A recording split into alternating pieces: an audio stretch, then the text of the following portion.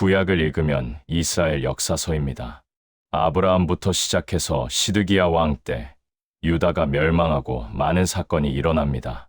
그 후 회복되어 돌아온 뒤 에스라와 느헤미야처럼 성전을 회복하려 애쓴 사람들이 있지만 성경은 이 기간을 크게 다루지 않고 400년 가까이 기록이 남지 않습니다.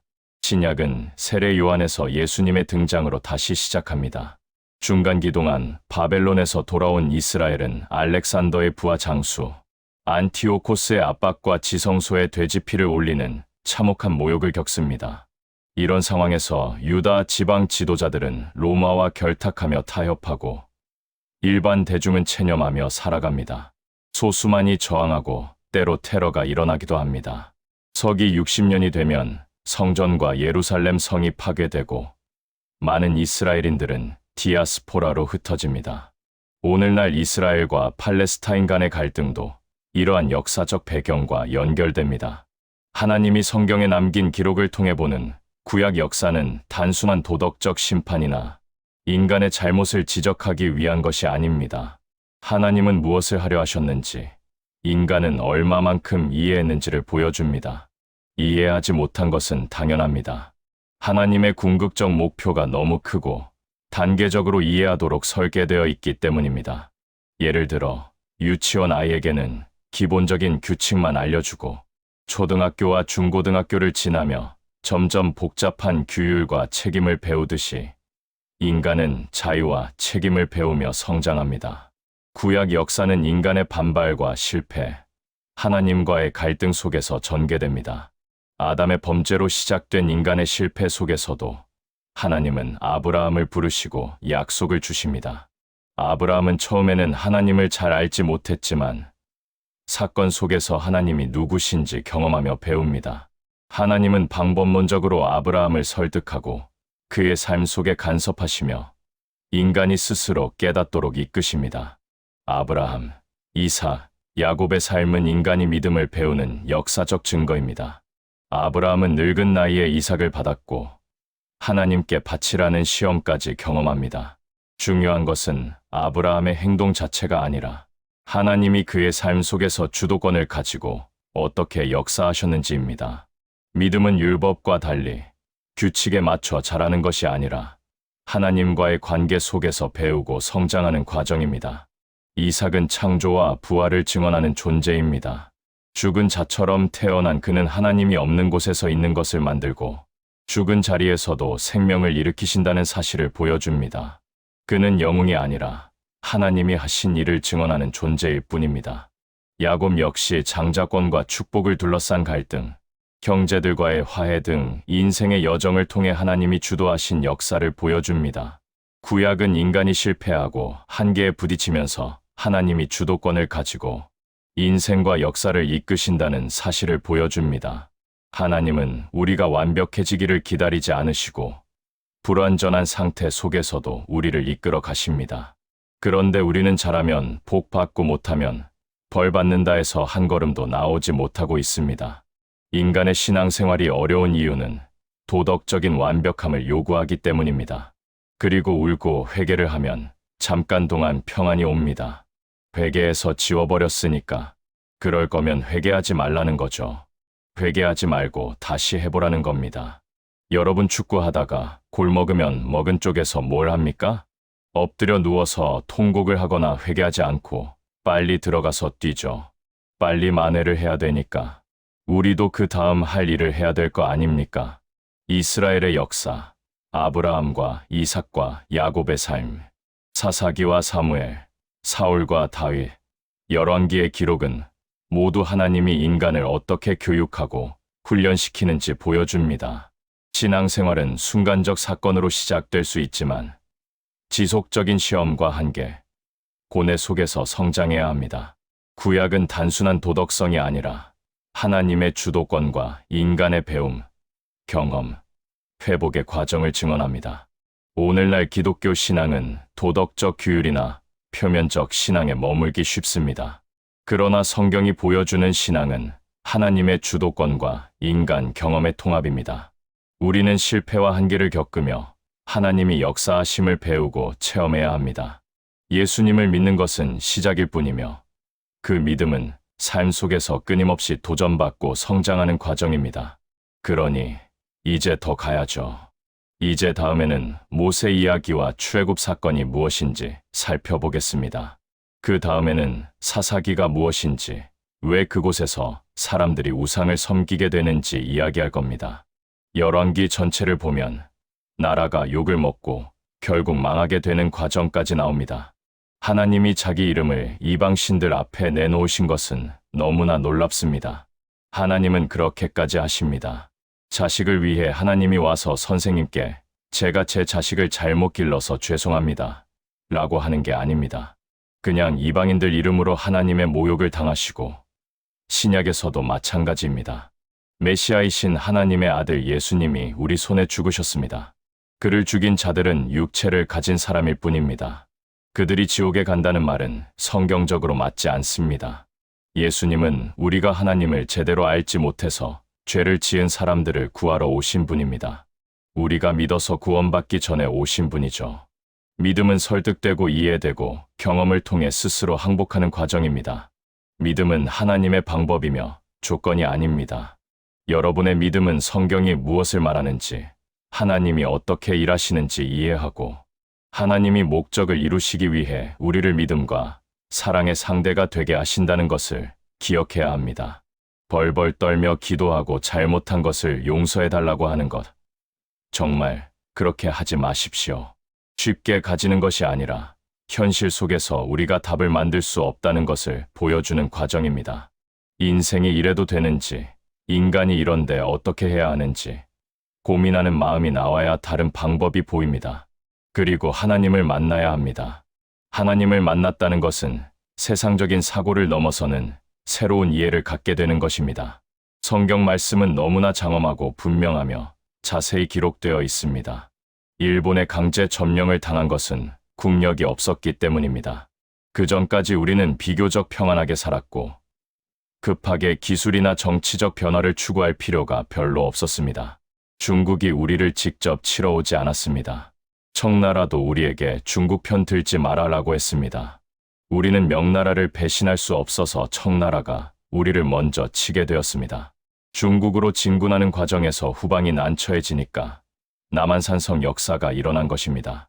조선 사절들이 명나라에 갔다가 명나라가 망하고 청나라가 시작될 때 모두 황제 앞에 무릎을 꿇었지만 조선 사절 두 사람만 무릎을 꿇지 않았습니다. 왜냐하면 그들은 명나라를 위한 사절이기에 다른 황제 앞에 무릎을 꿇을 수 없었습니다. 이것이 우리의 신앙 지조입니다. 목숨을 걸고 진지하게 행동했지만 그 자체가 자기도취가 될 수 있습니다. 하나님이 우리에게 이루고자 하는 것은 우리의 생각과 비교할 수 없는 것입니다. 예수님을 통해 역사적 증거와 인간의 위대함을 보여주신 것입니다. 모든 기적을 이루신 분이 우리 손에 죽을 수 있는 사람들의 죄를 대신 지고 그들에게 죄를 돌리지 않도록 기도하십니다. 예수를 못 박은 자들은 지옥에 갈까? 라는 질문은 신앙에 대한 기대가 부족한 상태에서 자기 만족을 위해 생기는 질문입니다. 신앙생활은 누군가를 손가락질하는 것이 아닙니다. 예수를 모르는 사람이 갈 수 있는 문제와 우리가 겪었던 유교 불교의 최고 가치와 기독교는 다릅니다. 유교와 불교는 규칙과 계명, 이념과 사상으로 이루어진 비인격적인 체계입니다. 기독교는 인격적입니다. 섬기는 대상이 인격자이며 그 인격자가 우리에게 인격적인 관계를 맺자고, 사랑하자고, 믿음을 가지자고 하십니다. 바나바의 뜻은 위로하는 자입니다. 위로하려면 알아야 합니다. 기독교 신앙생활은 겁주고 통제하는 것이 아닙니다. 기독교를 대표하는 것은 사랑입니다. 요한일서에서 말하듯 사랑 안에는 두려움이 없습니다. 온전한 사랑은 두려움을 내쫓습니다. 두려움 속에서는 온전히 사랑을 이룰 수 없습니다. 우리 마음에 공포가 없으면 자유롭게 행동할 수 있습니다. 부모가 엄격하지 않다고 개판이 되는 것이 아니라 하나님이 우리의 모든 영혼과 양심과 본성을 뒤집어 놓으십니다. 예수를 믿는다는 것은 바로 그런 의미입니다. 단순히 오늘 죽어도 천국 가서 눈 뜨겠지라는 수준의 신앙은 졸렬한 것입니다. 예수 믿는 것이 단순히 천국으로 도망가는 것이고 평생 열심히 헌금을 하고 무슨 일만 있으면 목사를 불러 축복 기도를 요청하는 것입니까? 창피한 줄 아셔야 합니다. 신앙이 의미하는 것은 그런 것이 아닙니다. 여러분의 영혼과 심장에 하나님에 대한 설득이 비춰지길 바랍니다. 구약을 읽을 때는 이 두 가지를 반드시 기억해야 합니다. 하나님은 스스로를 아브라함과 이삭과 야곱의 하나님이라고 설명하십니다. 그리고 또 하나는 나는 너희를 종 되었던 애굽에서 꺼낸 하나님이라고 말씀하십니다. 이 두 가지가 구약 전체를 여는 열쇠입니다. 그래서 구약을 읽으려면 아브라함과 이삭과 야곱을 알아야 하고 출애굽을 알아야 합니다. 출애굽하면 떠오르는 인물이 모세입니다. 그리고 모세가 일을 할 때 그 상대역을 맡은 인물이 바로입니다. 우리는 성경을 윤리나 도덕으로 읽는 버릇이 있습니다. 그래서 주인공은 착하고 상대는 나쁘다고 쉽게 정리합니다. 하지만 예를 들어 영화 배너를 그렇게 본다면 영화를 잘못 본 것입니다. 배너의 핵심은 악역이 얼마나 나쁜가에 있지 않습니다. 복수로는 답이 나오지 않는다는 것을 드라마로 보여주는 이야기입니다. 예수님의 아버지여 저들을 사하여 주옵소서라는 말이 얼마나 놀라운지 그것을 한 편의 이야기로 풀어낸 영화입니다. 출애굽도 마찬가지입니다. 모세는 하나님의 백성을 인도하는 역할을 맡고 바로는 악역을 맡게 됩니다. 로마서 9장은 이것이 우리의 조건이나 자격과 상관없는 하나님의 일하심이라는 것을 설명합니다. 이삭 이야기도 그렇고 야곱 이야기도 그렇습니다. 이삭은 낳을 수 없는 아들로 태어났고 야곱은 둘째였지만 에서가 아니라 야곱이 선택되었습니다. 이 모든 것은 인간의 공로에 대한 보상이 아닙니다. 하나님의 뜻과 계획입니다. 그래서 로마서 9장 14절에서 이렇게 말합니다. 하나님께 불의가 있느냐? 그럴 수 없느니라. 내가 긍휼히 여길 자를 긍휼히 여기고 불쌍히 여길 자를 불쌍히 여기리라. 원하는 자로 말미암는 것도 아니고 다른 박지라는 자로 말미암는 것도 아니고 오직 긍휼히 여기시는 하나님으로 말미암음이니라. 성경은 바로에게 이르시되 내가 이 일을 위하여 너를 세웠으니 곧 너로 말미암아 내 능력을 보이고 내 이름이 온 땅에 전파되게 하려 함이라 하셨으니 그런즉 하나님은 하고자 하시는 자를 긍휼히 여기시고 하고자 하시는 자를 완악하게 하시느니라. 배너 영화에서도 악역은 너무 잘 연기했기 때문에 영화가 살아납니다. 그러나 영화의 핵심은 그 악역이 얼마나 나쁜가가 아닙니다. 주인공이 얼마나 억울했는가도 아닙니다. 인간이란 무엇인가, 그리고 예수님의 십자가가 무엇을 말하는가가 핵심입니다. 출애굽 사건도 마찬가지입니다. 우리는 모세는 위인이고 바로는 악인이라고 정리하고 끝내지만 성경이 말하고 싶은 것은 그것이 아닙니다. 왜 하나님이 10가지 재앙을 내리십니까? 손 한 번 까딱하면 끝낼 일을 왜 그렇게 긴 역사로 만드십니까? 하나님은 사람을 단번에 성숙하게 만들지 않으십니다. 해마다 나이테가 쌓여 큰 나무가 되듯이 시간을 통해 인간을 빚으십니다. 우리가 가진 조건과 능력을 넘어 우리가 상상할 수 없는 목적지로 데려가시기 위함입니다. 그 긴 과정을 이해하는 것이 인내입니다. 이스라엘 백성은 애굽에서 400년 동안 종살이를 했습니다. 그것은 단순히 믿음이 없어서 출애굽 후에 돌아가자고 한 것이 아닙니다. 그들에게는 시키는 대로 사는 것이 가장 안전한 삶의 방식이 되어버렸기 때문입니다. 출애굽은 이스라엘만 구원받는 사건이 아니라 바로가 상징하는 폭력의 체계가 무너지는 이야기입니다. 자유는 무섭습니다.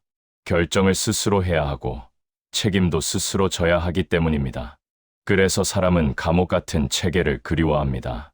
하나님은 그런 인간을 그대로 두지 않으십니다. 모세의 삶을 보십시오. 가장 불리한 조건에서 태어났고 왕궁에서 자랐지만 자기 민족을 위해 도망자가 되었습니다. 하나님은 그를 바로 쓰지 않으시고 미디안 광야에서 40년을 보내게 하십니다. 그리고 80세의 떨기나무 불꽃 가운데서 하나님을 만납니다. 나는 내 조상의 하나님, 아브라함의 하나님, 이삭의 하나님, 야곱의 하나님이다. 나는 스스로 있는 자다. 나는 역사 속에서 하나님이기를 멈추지 않는 하나님이다. 우리가 인생에서 겪는 비극은 우리를 버리기 위한 것이 아닙니다. 우리가 하나님을 더 알게 하기 위한 과정입니다. 인간이라는 존재의 정체성과 본질에 대해서 신이 목적한 것이 이런 거구나라는 최소한의 이해와 그런 삶의 시작이 있어야 된단 말입니다. 로마서 6장은 이렇게 묻습니다. 은혜를 더하게 하려고 죄에 거하겠느냐? 은혜를 받았다는 것은 아무것도 하지 않아도 된다는 뜻이 아니라 멋있게 살아볼 기회를 얻었다는 뜻입니다. 예수를 믿는다는 것은 천국에 도망가기 위한 신앙이 아닙니다. 오늘의 현실 속에서 하나님의 목적을 살아내는 것입니다. 우리는 승리하게 되어 있고 영광되게 약속된 운명입니다. 그러니 지치지 말고 포기하지 말고 다시 일어나고 다시 일어나서 기어코 하나님의 영광을 우리의 실존 속에 담아내어 우리의 인생이 하나님의 거룩한 뜻을 실현하고 우리의 찬송이 되게 하여야 합니다. 출애굽 사건의 주인공은 모세가 아니라 이스라엘 백성입니다.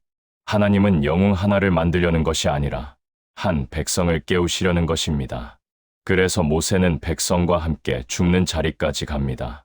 이것이 출애굽입니다. 가장 중요한 이해의 핵심은 이것입니다. 신은 인간에게 목적과 성의와 권능을 가지고 계셔야 하는데 우리의 신과는 늘 우리가 비는 것에 대답해주는 존재로 전락해왔습니다. 예수 믿는 사람들에게 신앙의 실력이 뭐냐고 물으면 착하게 살려고요라는 대답이 나옵니다. 그러나 하나님은 우리에게 착하게 살라고만 요구하지 않으십니다. 하나님은 우리에게 하나님의 영광의 꽃이 되라고 하십니다. 되라고 명령하시는 것이 아니라 그렇게 만들겠다고 하십니다.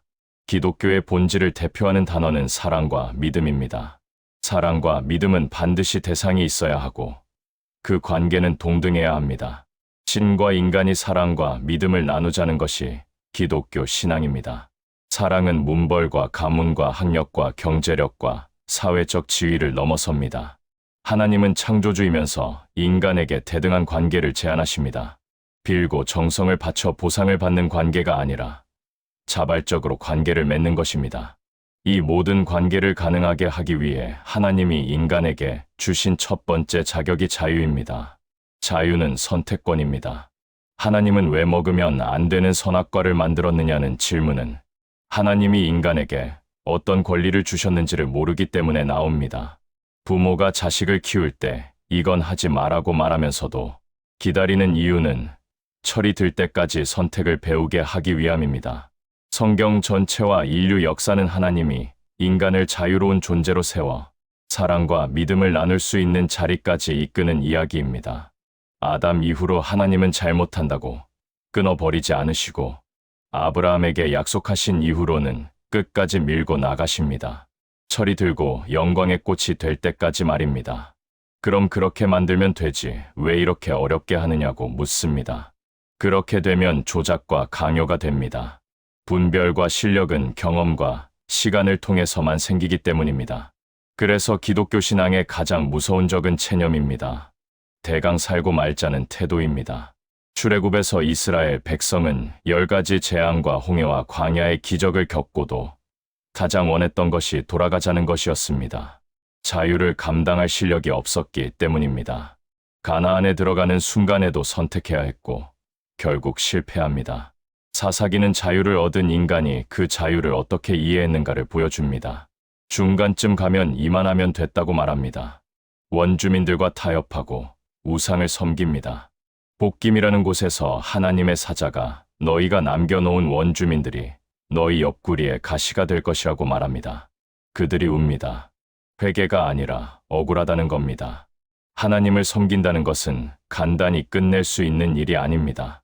그리스도의 장성한 분량에까지 가야 합니다. 사사기에는 반복이 나옵니다.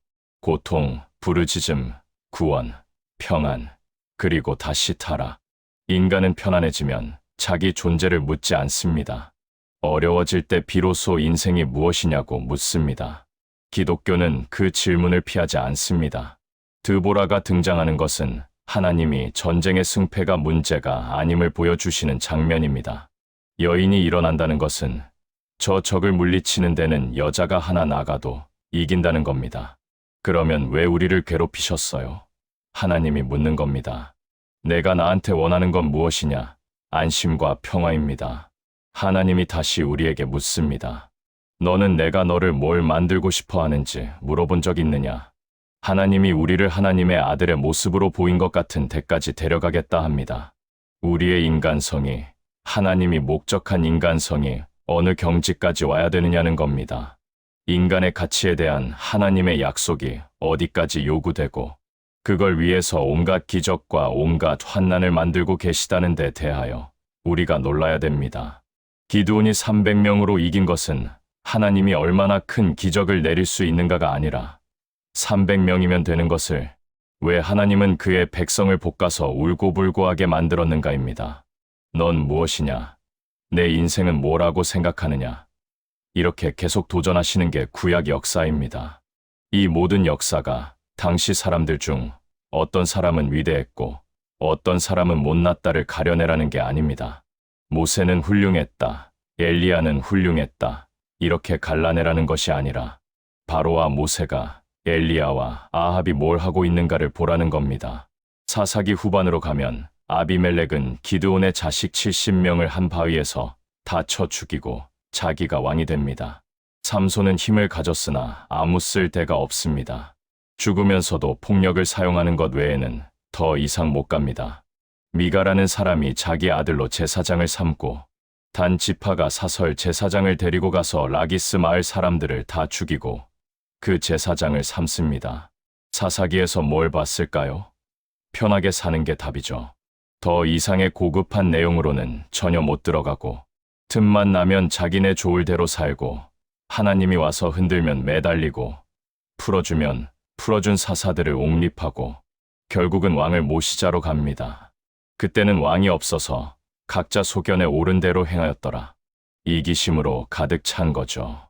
놀랍지 않습니까? 지금 포스트 모던이 딱 그렇지 않습니까?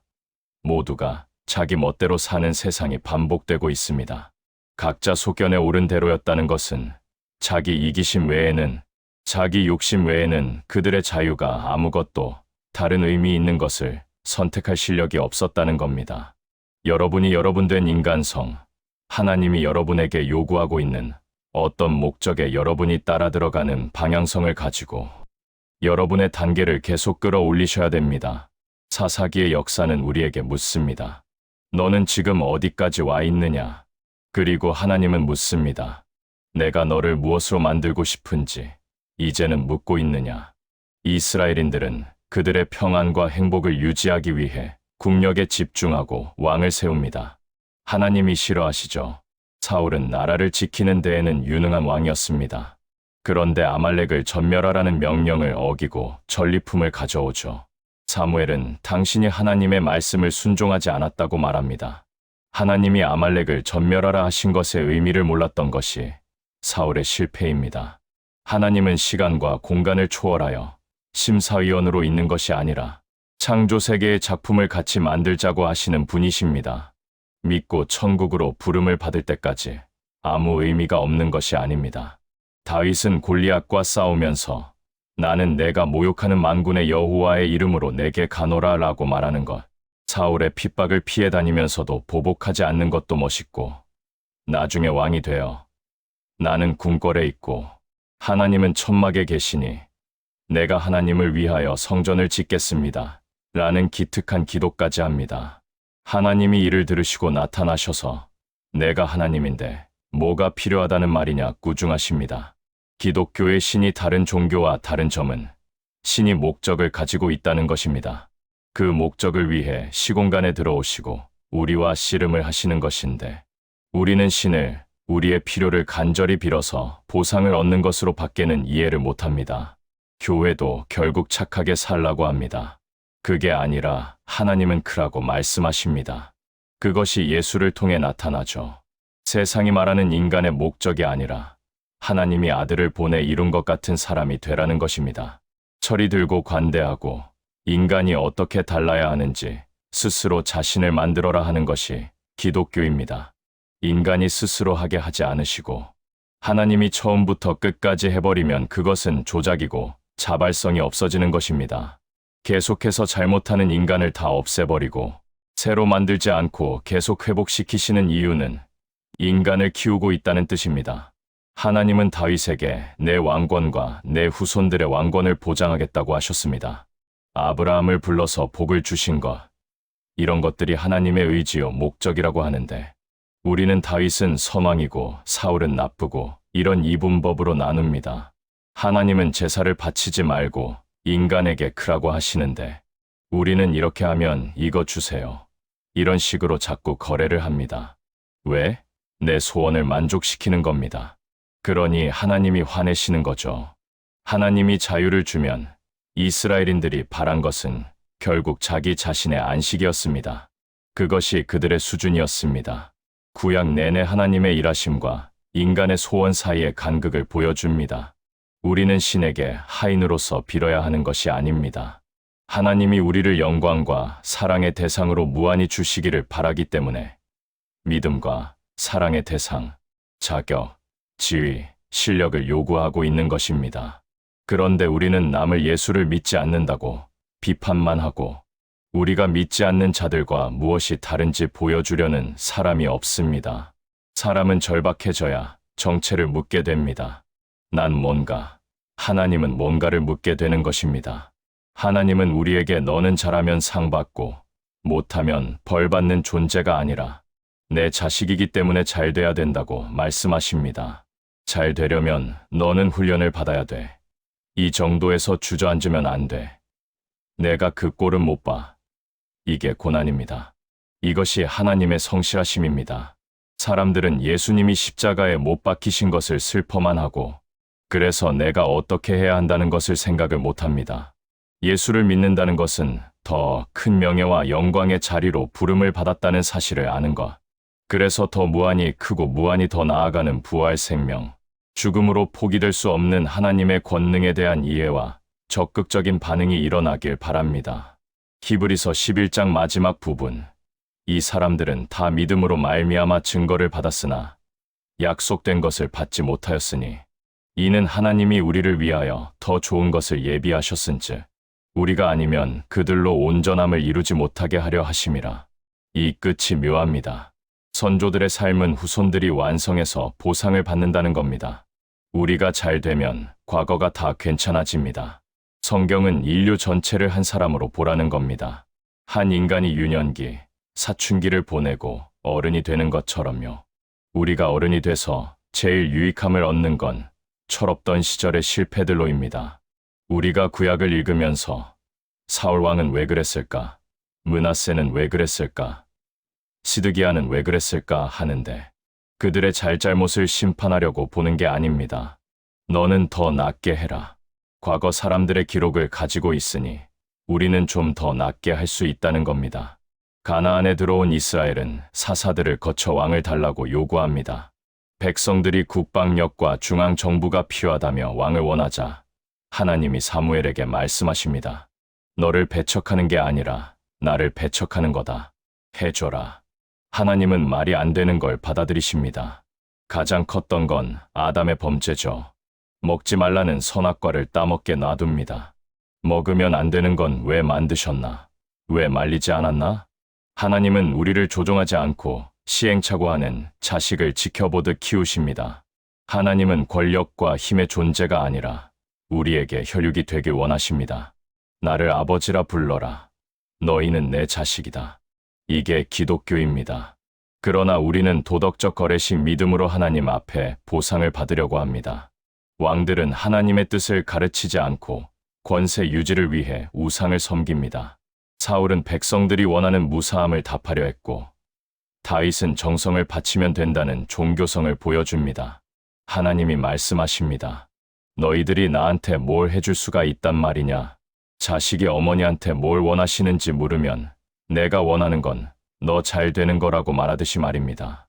마태복음 1장에서 다윗은 우리아의 아내에게서 솔로몬을 낳고 이렇게 창피하게 기록됩니다.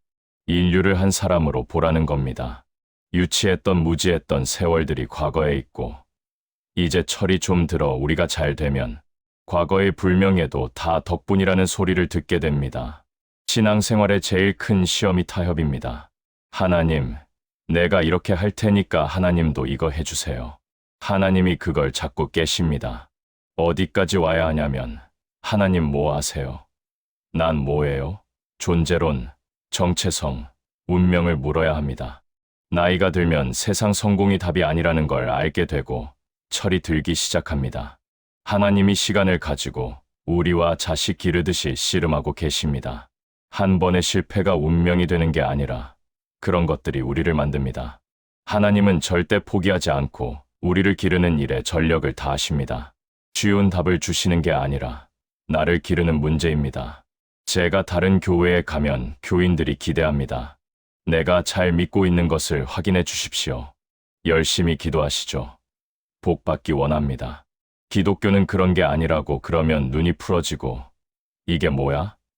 내가 뭘 잘못했다는 거야? 이렇게 됩니다. 환갑이 넘어야 철이 듭니다. 구약 역사는 내내 실패입니다. 우리가 인생을 돌아볼 때 그때 내가 철이 없었어. 이게 뭘 만들어 왔는지, 어떤 게 진정한 명예인지, 어떤 게 진정한 용기인지 달라집니다.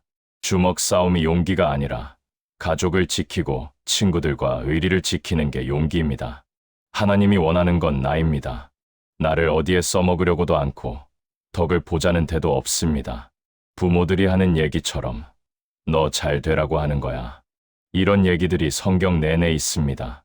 2000년이라는 신약 시대를 이스라엘 백성은 조국을 잃어버리고 온 세계에 흩어진 우리가 쉽게 말해서 벌받는 민족으로 살았습니다. 20세기에 오자 그들은 회복이 됐고 자기네 나라에 돌아왔고 그동안 이방이 복을 받았습니다. 예수를 믿게 된 유럽의 교회들과 나라들과 그 선교를 받은 우리까지도 유대인들을 욕하는 것으로 자신의 정체성을 확인하는 방법을 오랫동안 썼습니다. 유럽에 가시면 큰 성당들이 있고 거기 조각품들 중에 유대인들을 개와 돼지와 함께 조각해 놓은 걸 어렵지 않게 볼 수 있습니다. 유대인들이 예수를 죽였다는 이유로 그들을 정죄하고 비난하는 것으로 난 믿었어. 이렇게 된 겁니다. 예수를 믿는다, 믿었다. 그러면 뭐가 되는가라는 적극적인 정체성은 없고 그러지 못한 자들을 저주함으로써 자기 신분을 확인하는 게 전부라면 하나님을 모르는 겁니다. 하나님의 창조, 하나님이 뭘 만들고 싶으신가? 부활, 무엇도 하나님의 뜻을 막을 수 없다. 너희들의 실패가 너희들의 운명이 되지 않는다. 왜냐하면 내가 너희의 하나님이기 때문이다. 이렇게 말하는 것이 기독교 역사이고 일반 역사도 이걸 품고 있습니다. 근대란 인간의 가치를 더 발견한 시대입니다. 그러나 인간의 가치라는 게 계몽주의라는 이름에서 보듯이 더 많이 배운 것, 도덕적이고 윤리적이고 지식적으로 되면 인간이 제값을 할 거라고 기대했는데 아니더라. 왜? 이제 소위 말하는 포스트 모던 현대에 온 겁니다. 이런 것이 잘했다, 잘못했다로 싸우는 게 아니라 인류 전체가 답이 없구나. 지식, 과학, 이념 가지고 인간이 평화와 정의를 실현할 수가 없구나에 대해서 세상이 손을 들어 버린 겁니다. 이 손을 든 사실이 우리의 현실이라는 배경 속에 우리가 예수를 믿는 자로 부름을 받아서 그 모든 일반 역사, 기독교 역사, 서로 다 하나님이 인류를 뭘 하기 위해서 이렇게 볶으시는 것, 어떻게 인간들은 반응을 했고 하나님은 그 모든 거역과 부정에도 불구하고 아직껏 성실하게 일하고 계신가? 이렇게 우리를 돌아봐야 합니다. 살면서 울고불고 빨리 문제가 해결되기를 바라는 것이 여러분을 하나님을 더 알도록 할지언정 궁극적인 답은 될 수 없습니다. 죽어도 죽을 수 없는 부활이 있고 궁극적인 목적을 하나님이 이루시기 전에는 놔주지 않는다는 하나님의 의지와 성의에 대하여 여러분들의 존재와 생애를 새삼스럽게 보는 그런 구약의 역사이기를 바라고 여러분들의 현실에 대한 이해이기를 바랍니다.